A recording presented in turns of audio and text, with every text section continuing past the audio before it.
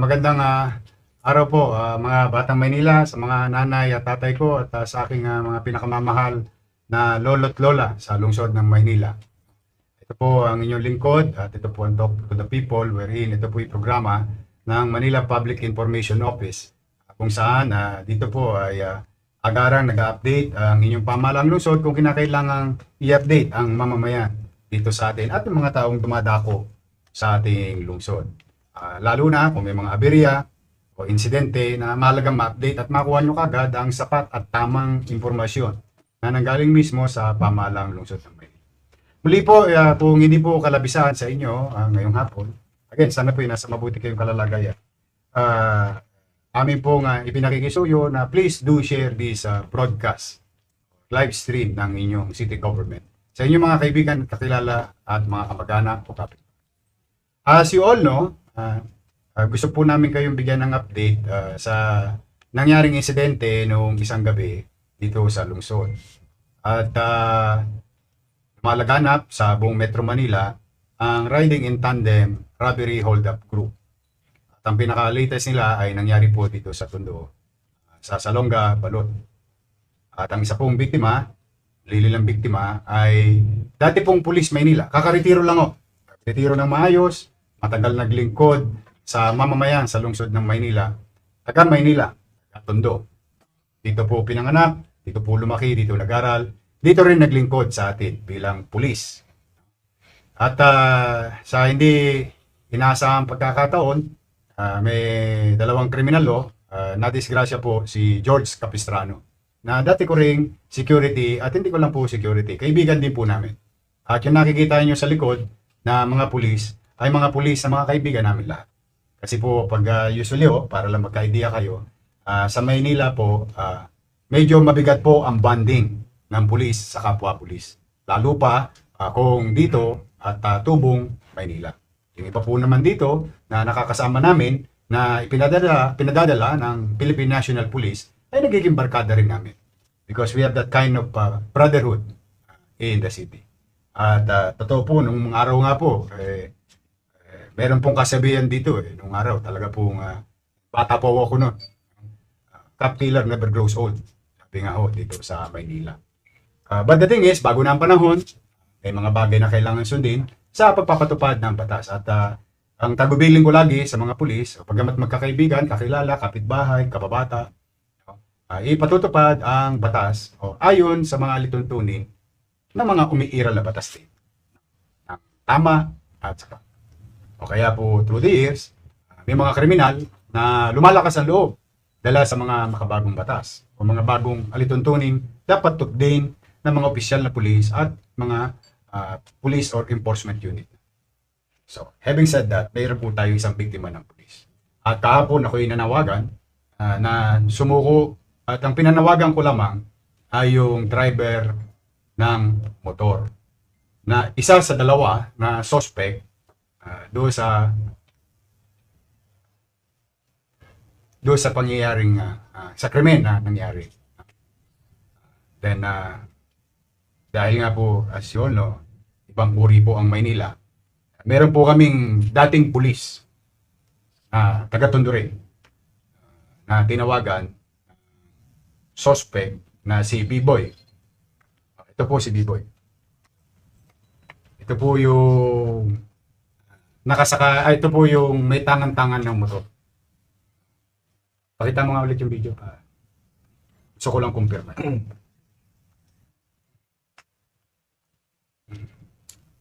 O, ikaw ba yung nasa motor? Opo.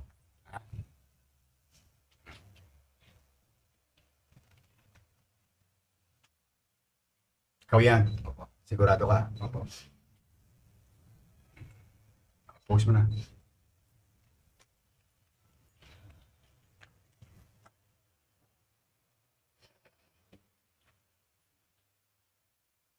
Tumawag po ang isa naming chairman, si Chairman Espinosa. At yung kanyang asawa ay dati namin pulis. Antigong pulis din. Yan, yung kinukwento ko kanina, alam niya, ibig sabihin, sa lungsod. Halika rito pa. Ano ba ang ginawa nitong? Kwento mo nga sa amin saglit. kung ano na mayor, tumawag yung isang asset natin doon. Pero tanong kasi ako sa kaso, sino ba yung pinatay mo? Confirm na si Biboy na ang involved. So, ginawa ko, follow up. Dugtong hanggang may ang umaga, nagpumunta sa akin sa babae. Sir, confirm si Biboy nga. Pero sir, susuko daw siya. Sigurado ka, confirm, pinakonfirm ko lang, susuko. Eh, nung tumawag, confirm, saan lugar? Biyahe kami. Wala akong makakong kabady, sir. Sinama ko ito. Si Chairwoman. Tanden, yung isa kong tao, itong anugang kong bagong pulis, nasa SWAT naka-assign, kinuha ko na rin. Kasi ayaw talaga sumuko sa kahit yung pulis. Bakit naman daw? Then, kinuha ko yung isang pulis umano natin from Station 3. Kinuha ko rin, siya may-ari yung sakay, wala ko sa sakyan sir. So, kami lang bumiyahe. Sa Arayat. Arayat po. Ito po, para lang sa kaalaman ninyo, no, umabot sa investigasyon. Alam na namin kung nasaan sila. Pati yung kasama nito. Kaya lamang, kami nga po, pinipilit ko maging makatao at makipagkapwa-tao.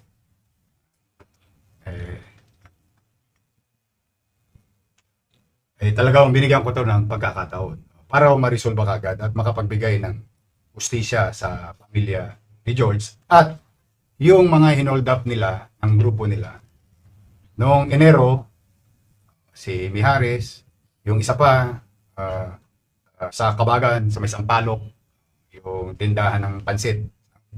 Ano yan, umiikot to sila sa Metro Manila. Masama lang talaga to. Pare, thank you. Thank you very much. We owe it to you. Ito po si Big Boy. Bakit naman na kailangan niyo papatayin yung biktima? Actor lang naman po, wala naman po ang ano papatayin niya. Pagbaba, binaril mo agad. Hindi ko naman, Ano pangalan nun? Albert Magdarao po. Albert Magdarao. Hindi ko naman po alam na papatayin niya. Hmm. Wala naman po akong dalang baril nun, siya lang po may dala. Driver lang po ako. Ba't ka sumuko? Hindi naman po sana ako susuko eh. Kaya sa kanila, kung ibang polis lang po, hindi naman po talaga sana ako susuko eh. Kahit pumatay po sana ako. Kasi yung ibang polis na ginawa nila sa akin, hindi naman matarungan yung ginawa nila sa akin. Sinong police? Police Maynila o Police police? Quezon City, si Serang, yung arresting ko. That's another story. Sa Maynila ba, nakatikim ka ng ganyan sa police? Meron din po. Dito sa Maynila? Meron po. Kailan panahon? Yung nangyuli po nila ako nakaraan, kilala ko po yung police, nandun nga po kanina, sumusunod, bumubunot nga po, kaya natakot naman po ako. Pero ito na naging biyahe nyo. Robbery hold up na talaga ang hanap buhay ninyo. Hindi po. Kailan lang po ako sumama sa kanila. Nakailan na kayo? Nakasama na lang po ako sa kanila, mga 7 beses pa lang. Pero hindi naman po rito ako sa Maynila. Ibang lugar po ako, hindi po ako gumaganap. Baguio po. Hindi naman po ako gumaganap dito sa Maynila eh. Bakit? Mga kababayan ko mag-share. Ba't kayo bumalik dito sa Manila? Iniyaya niya po ako eh. Hindi ko naman po alam na ganun papatay siya. Kung papatay lang siya, hindi naman ako sasama.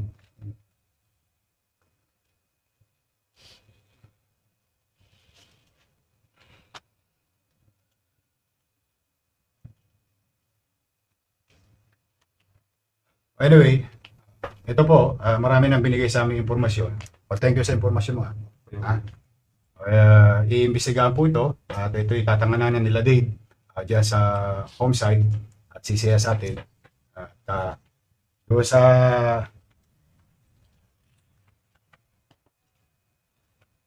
Albert Magdarao, Trinidad.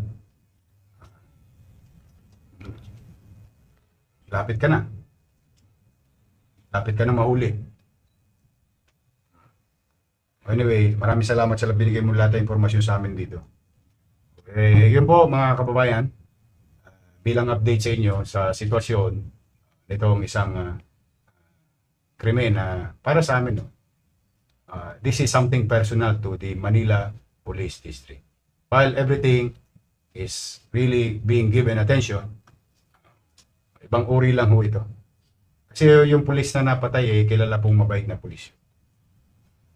Hindi ho na-involve sa kung ano-anong problema. But anyway, nandiyan na po yan, nalulungkot tayo. Again, nakikiramay tayo sa pamilya ni George. Oh yeah boy. Hopefully, ma-resolve kagad itong kaso at mahanap pa yung ibang grupo nito. Natutuwa naman kami. Dahil ito po, ikinantanay lupang hinirang at bayang magiliw. O bayang magiliw, lupang hinirang o pati panatang makabayan. Kaya kayong mga loko kayo, good luck sa inyong lahat. Sabi ko na sa inyo, huwag niyong gagawin sa Maynila. We'll do our best to keep the city peaceful. It will never be a perfect city. Hindi ito perfectong syudad. Hindi perfecto ang organisasyon namin. But if you do these things in Manila, whether sa pulis o sa ordinaryong tao, hahalugugin namin ang buong bansa. So muli, mga kababayan, ay update po namin kayo sa mga ilang araw pa. Actually, oras. Oras pa. Hopefully, makapagbigay kayo ng update. Muli kay Chairman Espinosa at sa kanyang kanyang asawa na dati ring Pulis Maynila, Antigo na Pulis Maynila. Nagpapasalamat ako sa inyo. We are halfway of giving justice to the victims. Narinig mo naman, nakapito na, di ba? O di pito yun, mabibigyan natin ng justisya. Pati yung mga nabiktima nila sa Baguio. Saan kayo tumira? Baguio. Hindi man po, hindi naman alam. Ano naman? Ano po, pinasok po namin yung staff Ano pa? Saan lugar pa? sa Kabalatuan po. Saan pa? Ayun, Doon kayo tumitira? Saan ba? para hindi po kami bumapakasara yung Quezon City. Ayun nga yung So first time nyo rito na tumira sa Maynila? po. Lakas loob talaga kayo. Hindi lang naman po yung lumalakad dito, marami po sila. May mga nakakasabayan din po kami. Okay. Yan na, nasabi niya na kanina. Bahala na ang investigation. Marami nang tinugan.